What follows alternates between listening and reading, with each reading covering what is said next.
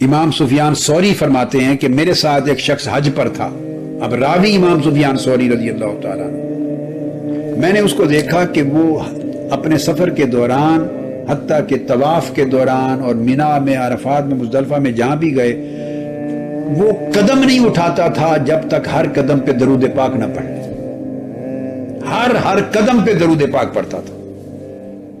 امام سفیان ثوری رضی اللہ تعالیٰ عنہ فرماتے ہیں کہ میں نے اس سے پوچھا فَقُلْتُ أَبِعِلْمٍ تَقُولُ هَذَا، کیا آپ یہ جو عمل کر رہے ہیں ہر قدم پہ درود پاک پڑھتے ہیں اور دوسرا قدم رکھتے نہیں جب تک درود پاک نہ پڑھ لیں، کیا آپ کسی حدیث اور کسی روایت جو شرعی علم ہے، سند ہے، کسی علمی سند کی بنیاد پر یہ کام کرتے ہیں؟ قال نعم، اس نے کہا ہاں، میں علم شرعی کی سند کی بنیاد پر یہ کام کرتا ہوں.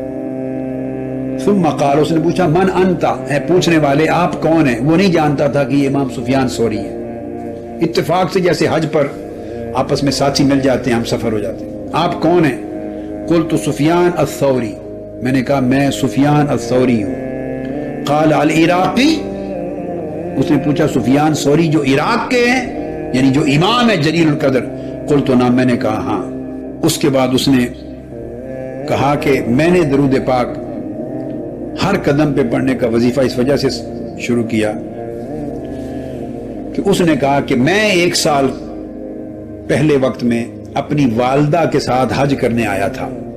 میری والدہ نے مجھے کہا دوران طواف کہ بیٹے میری خواہش ہے کہ مجھے کعبۃ اللہ کے اندر داخل کرو، میں کعبۃ اللہ کے اندر جا کے عبادت کروں. دروازہ کھلا ہوگا، جو اس زمانے کھول دیتے تھے. یہ تو تابعین کے بعد اتباع التابعین اور سلف صالحین کا زمانہ ہے. تو میری والدہ نے خواہش کی، سو میں نے اپنی والدہ کو اٹھا کے کعبۃ اللہ کے دروازے سے گزار کے اندر داخل کیا.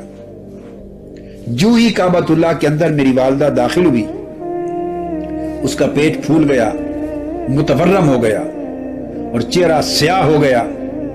اور اس حالت میں میں پھر اس کے پاس پریشان ہو کر بیٹھ گیا.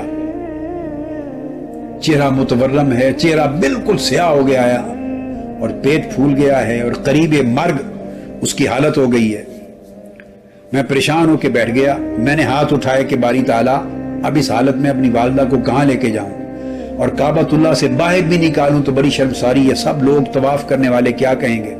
کہ اس حالت پریشانی میں تھا کہ اچانک سفید لباس پہنے ہوئے نورانی چہرے کے ساتھ کوئی شخص اندر داخل ہوا اور اندر آ کر اس شخص نے میری والدہ کے چہرے کی طرف اشارہ کیا. فبیدہ، چہرہ روشن ہو گیا سفید نور کے ساتھ. پھر میری والدہ کے پیٹ کی طرف اشارہ کیا. فبیدہ، اس کا بطن بھی بالکل اس کی سوجن اور سویلنگ اور نارمل ہو گیا. پھر اس کی مرض ختم ہو گئی اور شفا یاب اور صحت یاب ہو گئی. جب وہ جانے لگے، وہ نورانی چہرے والے اس کو شفا یاب کر کے، اس کے چہرے کو منور روشن کر کے اور اس کی ورم دور کر کے جانے لگے، تو میں آگے دوڑا. میں نے عرض کیا من انت الذی فرجت عنی، اے میرے غم اور میرے اندوہ کو اور میری پریشانی کو اور میری مصیبت کو ختم کرنے والے آپ ہیں کون؟ بتائیں تو صحیح. انہوں نے جواب دیا قال انا نبیک محمد صلی اللہ تعالی علیہ وآلہ وسلم، میں تیرے نبی محمد مصطفیٰ صلی اللہ علیہ وآلہ وسلم. اور اس کی والدہ کی عادت کیا تھی کہ اس کی والدہ کثرت کے ساتھ آقا علیہ السلام پر درود و سلام پڑھا کرتی تھی، کثرت سے درود و سلام پڑھتی تھی. اس کے دیگر اعمال کی وجہ سے وہ گرفت میں آ گئی، مواخذہ ہو گیا، قریب اس کے کہ وہ مر جاتی یا اسی حال میں رہتی.